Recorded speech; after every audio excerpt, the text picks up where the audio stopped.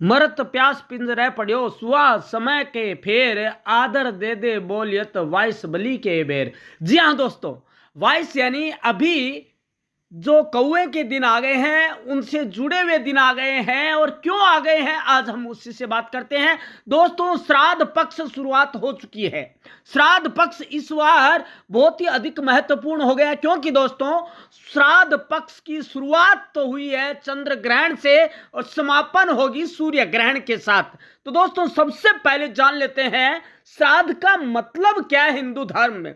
दोस्तों, श्राद्ध का मतलब है हमें पूर्वजों को, हमारे पितरों को श्रद्धा के साथ याद करने का यह समय है।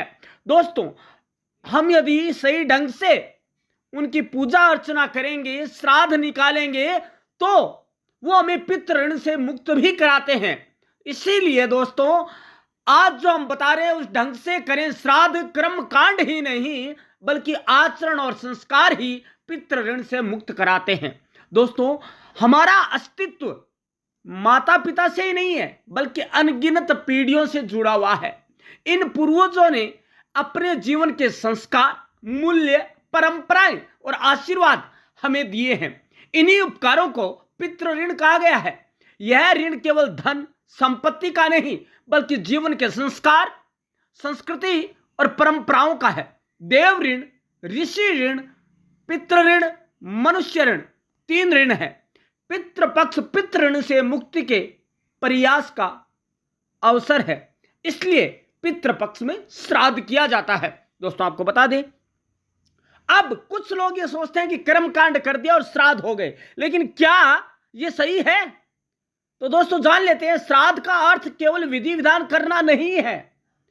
श्रद्धा से पितरों को याद करना, उनकी सद इच्छाओं को आगे बढ़ाना, उनके अच्छे अधूरे कार्यों को पूरा करना, परिवार को जोड़कर रखना और संस्कारों को आने वाली पीढ़ियों तक पहुंचाना ही सच्चे अर्थों में श्राद्ध है।